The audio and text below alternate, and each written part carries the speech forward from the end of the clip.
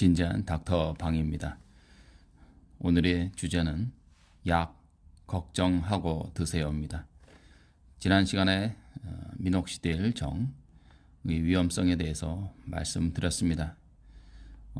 물론 미녹시딜 정은 의사의 재량하에 탈모에 적용 오프라벨로 처방 내릴 수 있는 약입니다. 미녹시딜 정을 처방 내렸다고 해서 그 의사가 불법이라든가 그런 말을 하는 게 아닙니다. 아니라고 했죠. 자, 오프라벨은 뭐냐면 적응증에는 없지만 임상적인 효과가 있어서 다른 용도로 쓰일 수도 있다. 이런 것을 오프라벨이라고 합니다. 미녹시딜 정은 오프라벨로 처방할 수 있는 약입니다. 오해를 하지 않았으면 좋겠습니다. 보통은 병원에서는 의사 선생님들이 자기 자신이 처방하는 약은 걱정하지 말고 드세요. 이렇게 말하는 경우가 대부분입니다. 하지만 저는 이렇게 말하고 싶습니다. 걱정하고 드세요. 약은요. 약은 기본적으로 독입니다. 이것은 제가 하는 말이 아니라 양리학의 아버지 파라셀수스, 약학을 공부하거나 또는 의사들도 이것을 꼭 양리학을 배웁니다. 그러면 파라셀수스는 약은 독이다. 양리학의 아버지가 그렇게 얘기했어요. 왜 그럴까요? 약은 작용이 있죠. 작용이 있으면 반작용이 있습니다. 이건 뉴턴이 제3법칙과 똑같아요. 작용이 있으면 부작용이 있습니다. 바꿔 말하면 부작용이 없는 약은 약이 아니죠. 그래서 적응증이 중요한 겁니다. 미녹시딜 정 반드시 걱정 말고 드세요가 아니라 걱정하고 드세요라고 저는 말씀드리고 싶어요. 많은 선생님들께서 루틴으로 처방하는 경우도 있겠지만 저 한 사람이라도 이런 의사도 있어야 된다는 그런 생각이 드네요. 반대하는 의사도 있어야 되지 않을까? 왜냐면 여기는 민주사회잖아요. 네, 민주사회에서는 소수의 반대자도 있을 수 있다는 거죠. 저는 그 소수의 반대자일 수도 있습니다. 반대 의사일 수도 있어요. 약에 반대하는 의사일 수도 있어요. 왜냐하면은 저는 환자들한테 항상 말합니다. 뉴턴이 제3법칙과 약은 너무나 일치하는 게 많다. 여러분 중학교 때인가요? 배웠죠? 제1법칙이 뭡니까? 관성의 법칙이죠. 예, 하던 대로 하는 거죠. 관성의 법칙은. 예, 관성이 쌓인단 말이에요. 약을 한번 먹기 시작하면요. 계속 먹게 돼요. 여러분 어머니 아버지 그 다음에 할머니 할아버지 노인들 보세요. 한번 약을 먹으면 평생 먹게 돼요. 고혈압약도 평생 먹게 되고 당뇨약도 평생 먹게 되고. 그런데 어떤 약을 평생 먹어야 한다면 그 약은 효과가 있을까요? 없을까요? 스스로 생각해 보십시오. 두 번째, 속도와 가속도의 법칙이 있죠. 약은 계속 가속도가 붙는 경우가 많아요. 이 가속도가 뭐냐면 약을 계속 먹다 보면은 내성이 생길 수밖에 없어요.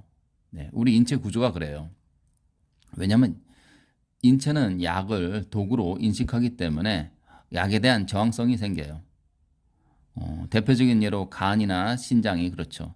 간은 약을 독으로 인식하고 신장도 콩팥도 독으로 인식해서 간에서는 약과 싸우고 그렇죠? 약을 적으로 인식해서 약과 싸우게 되고 신장에서는 또 배설하기 위해서 갖은 노력을 다하는 거죠. 그래서 기본적으로 양약의 기본 원칙이 그거예요. 이 약은 이거 의과대학 시험 문제 항상 나옵니다. 이 약은 간 독성이 더 많은 것이냐 신독성이 신장 독성이 많은 것이냐 계속 반복해서 나옵니다. 6년 내내 배우는 게 바로 그거예요. 약이 어디에 독성이 있는가. 간독성 또는 신독성이 있어요. 그래서 약은 반드시 적응증을 지켜야 되는 거예요. 미녹시딜 정이 미녹시딜이란 약이 여러분 이 방송 듣고 계신 분들 중에서 미녹시딜 정을 드신다고 하면 그 설명서를 한번 지금 펼쳐보세요. 미녹시딜 정, 지금 제가 가장 많이 사용하는 H약품의 설명서를 보자면요. 제일 윗칸에 중증 고혈압 치료제로 되어 있네요. 그리고 경고하고 미녹시딜 정은 강력한 고혈압 치료제이기 때문에 심한 부작용을 일으킬 수도 있다. 미녹시딜 정은 심낭 삼출을 유발할 수 있으며, 심낭 삼출이라는 게 심낭이라는 게 심장 혈관을 얘기하는 겁니다. 심장 자체를 얘기하기도 하고요. 그러니까 삼출이라는 게 뭐냐면 이 체액 저류를 얘기하는 거예요. 피가 이제 울혈된다는 게 그죠. 울혈이라는 게 뭉쳐 있어서 잘 움직이지 않을 수 있다는 거고요. 때로는 이제 전색, 뭐 전색이라는 게 뭐 좀 어려울 수 있는 말이지만, 뭐 색전증, 뭐 좀 이렇게 뭉칠 수 있다는 얘기고요. 협심증을 악화시킬 수도 있다고 나오죠.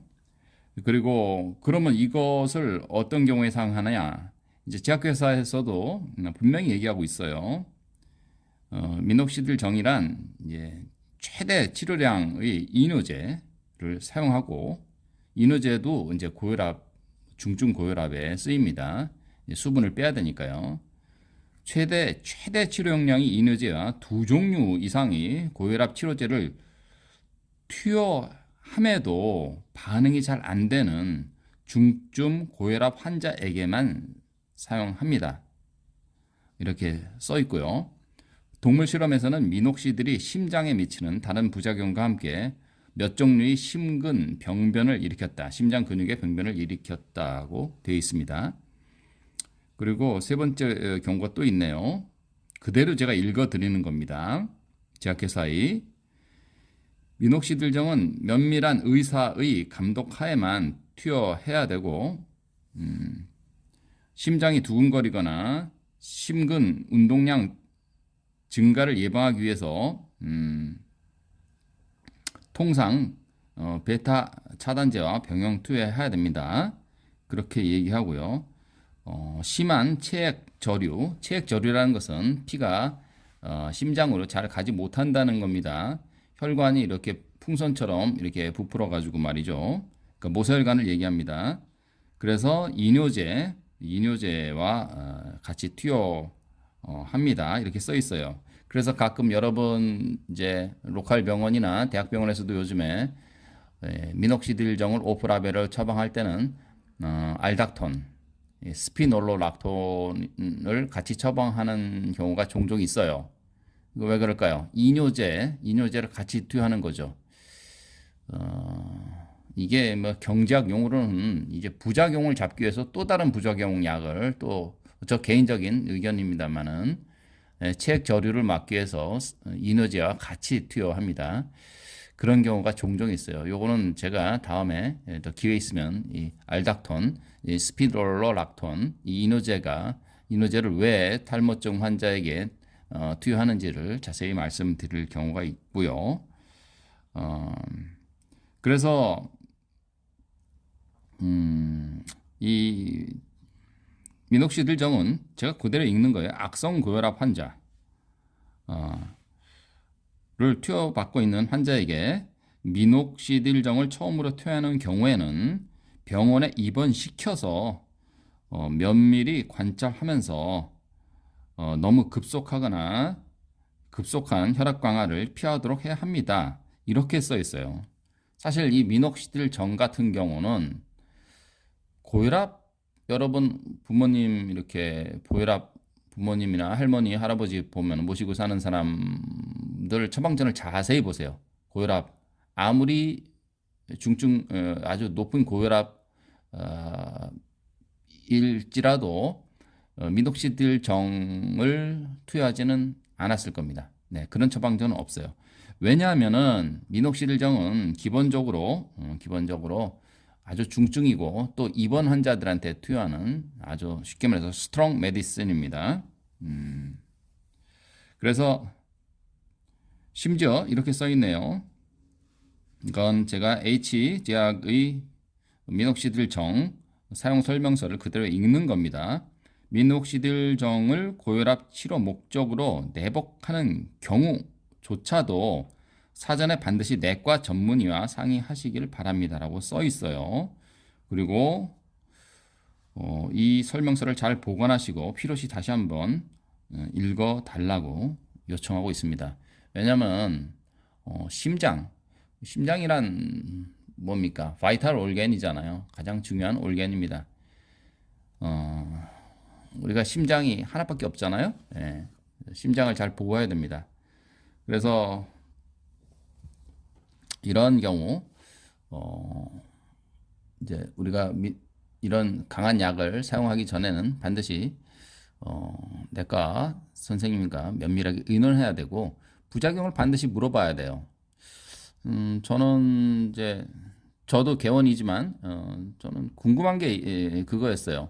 미국에 가면은 미국이나 뭐 유럽 가 보면은 귀찮을 정도로 환자들이 물어봐요. 그러니까 뭘 물어보냐면 이 약은 왜 저한테 처방합니까? 그 다음에 부작용은 무엇입니까? 세 번째, 부작용이 일어날 때 어떻게 대처해야 됩니까? 네 번째, 부작용이 일어났을 때 누가 책임집니까?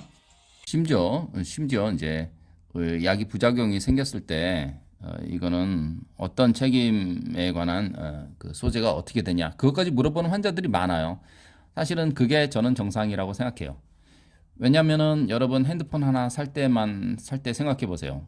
정말 많이 검색하잖아요. 또 친구한테 물어보고 또 문제점이 있는가, 어디 회사에서 나오는 핸드폰이냐, 뭐 아이폰이냐, 갤럭시냐, 그 중에서도 뭐 모델명은 어떻고, 어떤 문제가 있고, 속에 어떤 칩이 내장돼 있고, 메모리는 얼마, 뭐 어떻게 있고, 뭐 배터리 용량은 여러 가지를 정말 한두 달 이상 심각하게 고려한 다음에 핸드폰 하나 사는데 자기 몸에 들어가는 약을 먹을 때는 한국 사람들은 너무 쉽게 먹어요. 뭐 그 약 효과 있다. 또는 그것보다는 의사 선생님들이 처방하면 그대로 그냥 고집 믿는단 말이에요. 의사 선생님들을 믿지 말라는 게 아니에요. 자기 몸에 들어가는 것은 그러니까 의사 선생님들을 제가 비난하는 게 아니에요. 왜냐면 사람마다 체질이 다르거든요. 어떤 사람은 담배 펴도 괜찮고 어떤 사람은 담배 피우면 폐암 걸리는 사람이 있죠. 그렇잖아요. 어떤 사람은 그렇죠. 어떤 사람은 뭐 타이레놀을 먹어도 되고 어떤 사람은 타이레놀을 먹으면 또 부작용이 있고 또 어떤 사람은 뭐 하식스라든가 몬스터, 카페인 뭐 드링크 먹었을 때 몸 상태가 개운해지는 사람도 있지만 가슴이 두근거리고 잠이 안 오는 사람도 있단 말이에요. 왜냐면 약물이 작용하는 기전이 사람마다 체질에 따라 다르거든요. 그래서 내 몸에 맞는 약인지 내가 어떤 문제를 가져서 이 문제를 악화시킬 수 있는지 그거를 의사 선생님과 상담하고 조심스럽게 드시라는 겁니다. 자, 그러면 미녹시딜 정을 부득이 복용해야 될 경우 내 머리 너무 많이 빠졌다. 그리고 지금 다니는 병원 의사 선생님께서 뭐 이 정도는 괜찮을 것 같아. 그렇게 말씀하실 때 어떻게 현명하게 먹을 수 있는가? 뭐 현명하게 먹는다. 사실 약은 독이지만 어떻게 하면 최소한이 우리 몸의 안전성을 확보한 다음에 미녹시딜 정을 복용해서 탈모에 도움이 될 수 있는가? 제가 지금부터 말씀드리겠습니다. 이 얘기는 계속 이 미녹시딜 정 또는 미녹시딜 외용액에 관한 얘기는 계속적으로 제가 말씀드릴 거예요. 왜냐면은 아까도 말씀드렸지만 미녹시딜이 개발된 지가 엄청 오래됐죠. 1997년도에 아마 허가가 나가지고 시판을 됐지만 거대 제약회사에서도 다국적 대기업에서도 절대 미녹시딜 정을 FDA 3상에 의뢰한 적도 없고 왜냐면 스트롱 메디신이기 때문에 득보다는 실이 많기 때문에 정으로서 탈모 치료에 적용할 생각조차 안 해요. 사실은. 그래서 외용액을 만들었고 지금까지 FDA나 여러 가지 미국 양약회, 유럽이나 미국에서 절대 허가가 나지 않는 겁니다. 그래도 그럼에도 불구하고 미덕시딜 정을 나는 정말 꼭 먹어야겠다. 난 이것밖에 없다. 난 발랐을 때 너무 트러블 나고 뾰루지 나고 간지럽고 비듬 생기고 그래서 도저히 나는 미녹시딜 외용액을 사용할 수 없다. 로게인 폼까지 사용해봤지만 소용없다. 했을 때 미녹시딜 정을 어쩔 수 없이 드셔야겠다 하는 경우는 제가 말씀드릴게요. 자, 이런 경우는 절대 드시지 마세요. 예를 들어서 저혈압인 사람이 있죠. 앉았다가 일어나면 약간 핑 도는 사람 있죠. 이게 이제 기립성 저혈압이거든요. 이런 증상이 있는 사람은 가뜩이나 체액이 이제 저류되는 경향이 많은 거거든요. 피가 이제 심장으로 잘 못 가는 사람들이에요. 이건 너무 단순화시킨 얘기지만 단순하게 그냥 설명드리는 겁니다. 여기에는 많은 이유가 있겠죠. 저혈압이 있는 사람, 보통 수축기 혈압, 이완기 혈압이 뭐 110에서 뭐 70 이하인 사람, 이런 사람들은 정말 주의해야 됩니다. 네. 사고 날 수도 있어요. 그 다음에 심근경색이 있거나 협심증이 있는 분들 있죠. 연세 드신 분들 중에서 40대 이상 되시는 분 중에서 갑자기 심장이 뻐근하다가 좀 쑥 풀리고 이게 이제 심근경색의 초기 단계입니다. 협심증이라고 그러죠. 이런 증상이 있거나 이런 사람은 절대 미녹시딜 정을 드시면 안 돼요. 그리고 세 번째로 저체중인 사람. 저체중인 사람이 저혈압인 경우가 종종 있어요. 네. 네 번째로 미녹시딜 외용액을 사용하는 사람. 이러면 이제 혈중 농도가 점차 증가되거든요. 그러니까 다섯 번째로 피부과 약을 처방받는 사람. 스테로이드 같은 경우죠. 스테로이드 약을 드시거나 뭐 이런 경우에는 또 약이 그 흡수를 또 증가시킬 수 있단 말이죠. 그래서 그 위험하고요. 그러면 나는 괜찮다. 나는 이런 다섯 가지 위험군에 속하지 않는다. 난 그래도 미녹시딜 정을 드시겠다. 그러면은 5ml 정을 이제 갑자기 드시지 말고요. 이제 2.5mg. 저는 이제 굳이 드신다는 분한테는 1.25mg 정도부터 시작하라고 얘기하고 싶어요. 실제로 제가 몇 편, 한 서너 편 논문, 호주 쪽이랑 캐나다 쪽이랑 스페인 쪽, 이쪽이 많이 연구가 됐더라고요. 그쪽의 연구, 캐나다, 뭐 스페인, 그 다음에 이탈리아, 호주 쪽 논문을 이렇게 여러 가지 논문을 보면은 미녹시딜을 이제 오프라벨로 탈모를 위해서 치료할 경우 5mm부터 꼭 사용할 필요 없었고 실제로 이런 논문 많아요. 2분의 1 또는 4분의 1 심지어 10분의 1 정으로 잘라서 복용해도 효과가 비슷하거나 좀 떨어지거나 어떤 경우는 대조군에 비해서 효과가 비슷하다는 결과도 꽤 많이 있었어요. 그래서 이런 경우는 물론 이제 논문이 뭐 꼭 이게 FDA 통과한 논문은 아니지만 이렇게 임상 논문을 보면은 5mm 정과 이제 2.5mm 또는 5mm 정과 이제 1.25 그러니까 4분의 1정 심지어 8분의 1, 10분의 1정을 투여해도 거의 비슷한 효과가 나타났다는 거죠. 그 정도로 이게 스트롱 메디신이라고 얘기할 수도 있고요. 어쨌든 신비한 겁니다. 이 약이라는 게 우리 예상과는 좀 다를 수가 있어요. 그런데 제가 또 어떤 경우는 5mm짜리를 뭐 두 알씩 드시고 뭐 그런 아침 저녁으로 이제 드시는 경우가 있는데요. 근데 혈압약 중에서도 특히 이거는 이제 베타 차단제가 아니거든요. 이게 아주 다이렉트하게 혈관 확장시키는 거란 말이에요. 근데 이런 거를 그렇게 스트롱 메디신을 장기간 복용하게 되면 혈관 외벽 혹은 이제 논문을 보면 여러 가지 미녹시딜이 메커니즘을 보면은 혈관 내피나 외피에 동시에 작용한다는 그런 논문들이 굉장히 많아요. 그래서 혈관을 강제적으로 이제 늘려주는 거거든요. 늘려주기 때문에 우리가 이제 고무풍선을 불었다 놨다 그러면 헐렁헐렁해지잖아요. 고무풍선이 그런 것처럼 이거를 장기간 복용하면은 혈관이 너덜너덜해질 수도 있어요. 이거는 이제 저희 이제 의학적인 그런 어떤 이론적인 백그라운드라기보다는 저희 뇌피셜입니다. 뭐 분명히 말씀드리지만 그냥 기본적으로 혈관이 그래서 나중에 정말 나이 들었을 때 이런 스트롱한 혈관 확장제를 장기적으로 강하게 복용했을 때는 나중에 나이 들었을 때는 정말 정상적인 혈압 상승에도 대응하지 못할 정도로 혈관이 힘이 그러니까 수축 이 혈관이 그 지탱력 혈관이 그걸 뭐라 그럴까요? 그 elasticity 그러니까 혈관의 인장력이라든지 혈관이 탄력성이 약해져 있는 경우가 생길 수 있다. 네. 이런 게 이제 저 기본적인 이제 그 약에 대한 부정적인 소견입니다. 오늘은 여기까지 하겠습니다.